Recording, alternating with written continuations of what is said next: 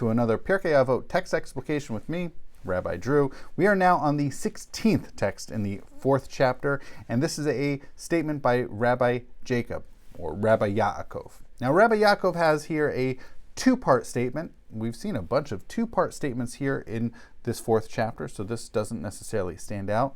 And here we go. He says, Ha'olam hazeh doma lifrozdor bifnei ha'olam haba. It's an interesting one. He says, this world is comparable to a vestibule before the world to come. Now, the world to come is not something that's really been mentioned a whole lot, really, up until now. A lot of Pirkei Avot really has been focused on the first part of this text, which is Ha'olam hazeh, this world, the world in which we find ourselves, that we're living in. So he says, this world is comparable to a vestibule in front of the world to come. And then here's the second part, and we can package it all together. He says, Hatkein atzmacha v'frozdor kidei shitikanes letraklin. That prepare yourself in this vestibule in order that you should enter the banqueting hall. Now, if you were listening, if you were paying attention to the Hebrew he uses, there are actually a couple words that stand out as being not originally Hebrew. And those two words are prosdor and traklin. And clearly, both are not Hebrew in origin. They are loanwords from Greek. Now, to really properly understand Rabbi Yaakov's statement here and the metaphor that he is creating, we have to understand what he is referencing in his metaphor.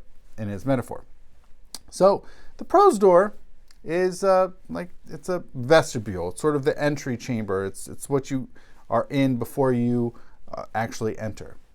I really want to focus on this other word, the word that his statement ends with, which is traklin. Now, what is a traklin? Well, it seems to be the Hebrew version of the Greek term triclinium. Now, if you listen closely, even in English, triclinium. What is a tri? It's 3. So what is this referencing?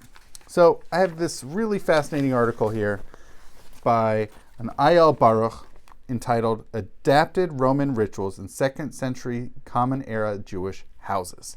So he first explains that the triclinium was very common in the Roman world during the course of the 1st century and afterwards and so forth. He says the triclinium was the main dining room in the Roman house, and then he continues. So basically, this is... I will also offer, he writes in here, it's called triclinium, 3, because what they would do for this room in the Roman houses and also for the Jewish houses would imitate, was they would have 3 couches in kind of like a U shape. So you'd have like a U, a big U, that they would all be together. And then in the middle of these 3 couches, you would have probably food and beverages offered. And you would have on these 3 couches that you would have usually 3 people lay on each of these couches. This is, by the way, when we talk about leaning at the Passover Seder, the language is coming straight out of the 2nd and 1st century of the Common Era. This is how Jews would behave to imitate the Greek and Roman aristocracy. So they would lay down on these couches, and there was a certain formality.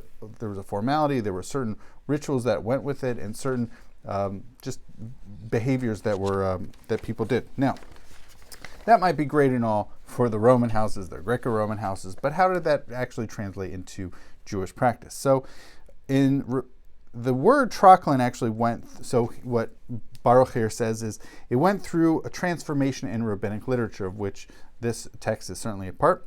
And he says, apart from a room intended for gatherings and shared meals, similar to the Roman triclinium, the traklin is also mentioned in the sense of a large hall. As noted above, the triclinium was an important and central room in the Roman residential house. This is perhaps the reason the name was adopted to refer to a large hall or a place intended for gatherings of a more public nature. Even if this meaning does not correspond completely to the Roman triclinium, the use of the term is understandable because the nature of the events involved was similar, even without the accompanying decor. So that gives us a sense of what this traklin in the rabbinic literature was mirroring off of the triclinium in Greco and Roman in their world. Now, Professor Baruch continues by saying that first of all, he says, in this metaphoric context of our text, the term prosor refers to the entrance in the sense of vestibule or antechamber. So it's the room prior to entering this big banquet hall. The trochlin and the prosor in this source serve as metaphors. And if we may understand these as reflecting the Roman house, the homily takes on a deeper meaning. As we have seen, the triclinium was the most important room in the Roman house. The goal of the guests is to reach the triclinium, where the official dining ceremony is held with the master of the house. The guests most certainly prepare themselves while they stand at the entrance to the house in the prosor, looking forward to the invitation from the master of the house to enter the triclinium in the rear. Similarly, according to this saying, the saying of Rabbi Yaakov's, a person must prepare himself in the prosor, this world being the entrance to the house, before one can enter the trochlin, the next world. Not mentioned in the saying, but certainly intended as understood by the commentaries, is God. God being sort of the master of the trochlin, or the house more broadly. Thus, the intention of this saying is that just as a person prepares oneself for a meal with a wealthy patron, one must also prepare oneself in this world before one reaches the next world. So there's a lot of, basically, the preparation that we do in this world, in our lives, is only but mere antechamber that we're preparing for the world to come, which is a big banquet hall, apparently, at least in Rabbi Yaakov's opinion, or his view, or really the way he views the world. So two things. One, we have not seen a lot of a big focus in Pirkei Avot up until now about the world to come, Olam Haba, the world to come. We really haven't. It's really been focused again on this world. Now, what's interesting is we're going to see in the next text that we have another saying from Rabbi Yaakov, who also talks about the world to come in contrast to this world. But just focusing on this text, it seems for Rabbi Yaakov that we have, this world isn't the end-all be-all. This isn't it. This is not even all that there is. In fact, doesn't even compare to the trochlin. This is only just a preparation place.